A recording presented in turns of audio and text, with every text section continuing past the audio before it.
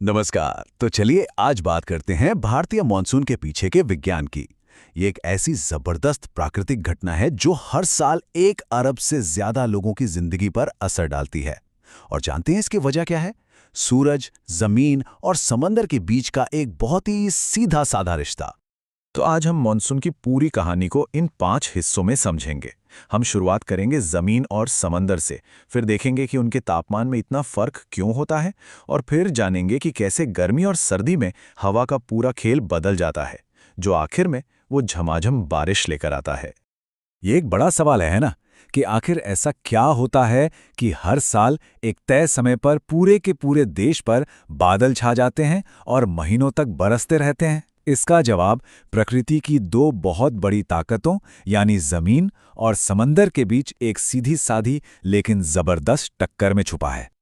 तो चलिए इस पूरी प्रक्रिया को समझने के लिए सबसे पहले मिलते हैं इसके दो मुख्य किरदारों से, हमारा भारतीय उपमहाद्वीप और विशाल हिंद महासागर। एक तरफ है भारत की ये विशाल जमीन और दूसरी तरफ है हिंद महासागर का अथाह पानी। मॉनसून की पूरी कहानी बस इन्हीं दोनों के इर्द गिर्द घूमती है।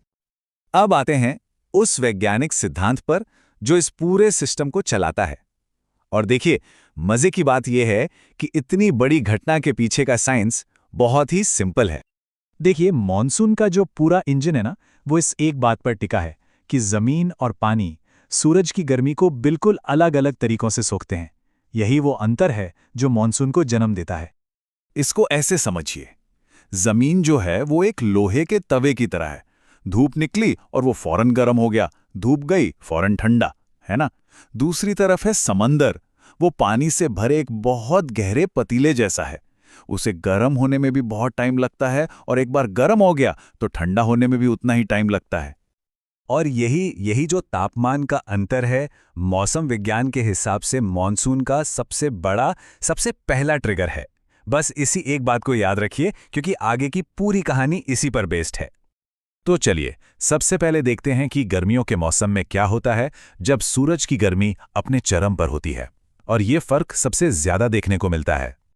अब गर्मियों में क्या होता है, भारतीय जमीन सूरज के नीचे बिल्कुल तप रही होती है और देखते ही देखते वो अपने बगल के समंदर से कहीं ज्यादा गर्म हो जाती है। तो जब जमीन इतनी गर्म हो जाती है तो उसके ठीक ऊपर की हवा भी गर्म हो जाती है, और गर्म हवा का क्या होता है, वो हल्की होकर ऊपर उठती है ना। जब हवा ऊपर उठ गई तो नीचे जमीन के पास हवा का दबाव कम हो जाता है। इसी को हम कहते हैं लो प्रेशर सिस्टम। अब देखिए, प्रकृति का एक नियम है, उसे खाली जगह पसंद नहीं। तो जैसे ही कहीं लो प्रेशर बनता है, ज्यादा प्रेशर वाली जगहों से हवा उसे भरने के लिए दौड़ पड़ती है। और बस यही होता है भारत के साथ। जमीन के ऊपर एक बहुत बड़ा लो प्रेशर एरिया बन जाता है, जो एक तरह से एक विशाल वैक्यूम क्लीनर की तरह काम करने लगता है और अपने आसपास की हवा, खासकर समंदर की नमी वाली हवा को अपनी तरफ खींचता है। अच्छा, ये तो हुई गर्मियों की बात। अब देखते हैं कि सर्दियों में कहानी कैसे बिल्कुल पलट जाती है, जो इस पूरे सिद्धांत को और भी पक्का कर देती है। सर्दियों में जमीन तो अपनी आदत के मुताबिक तेजी से ठंडी हो जाती है, लेकिन समंदर वो अब भी अपनी गर्मियों की गर्मी को संभाले बैठा है। तो अब सिचुएशन उल्टी हो गई, जमीन ठंडी है और समंदर उसके मुकाबले गर्म।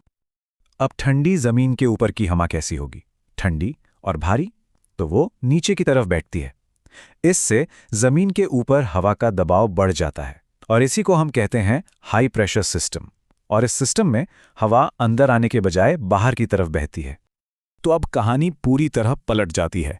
जमीन पर बना हाई प्रेशर सिस्टम सूखी और ठंडी हवाओं को गर्म समंदर की ओर धकेलता है। इसे लौटता हुआ मॉनसून भी कहते हैं, और यही वजह है कि भारत के कुछ हिस्सों में, जैसे तमिलनाडु के तटों पर, सर्दियों में बारिश होती है। तो ठीक है, हमने गर्मी और सर्दी दोनों को समझ लिया।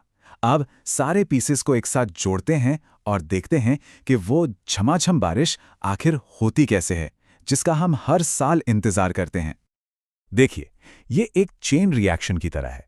स्टेप 1, सूरज ने जमीन को भयंकर गर्म किया। स्टेप 2, इस वजह से जमीन पर एक बड़ा सा लो प्रेशर एरिया बन गया। स्टेप 3, इस लो प्रेशर ने समंदर के ऊपर की नमी से लबालब हवाओं को अपनी ओर खींच लिया। अब आता है सबसे जरूरी हिस्सा, स्टेप 4। ये हवाएं जब जमीन पर आती हैं तो पश्चिमी घाट और हिमालय जैसे ऊंचे पहाड़ों से टकराती हैं और उन्हें ऊपर उठने पर मजबूर होना पड़ता है।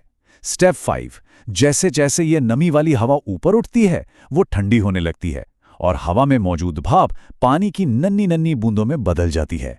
और स्टेप 6, नतीजा हम सबके सामने है, मूसलाधार जीवन देने वाली मॉनसूनी बारिश। तो असल में पूरी कहानी का सार क्या है? यही कि मॉनसून कोई रॉकेट साइंस नहीं है, ये बस हवा है, नमी से भरी हुई हवा जिसे ज़मीन और समंदर के तापमान के फर्क से बना एक कुदरती हीट इंजन समंदर से ज़मीन की ओर खींचता है। बस।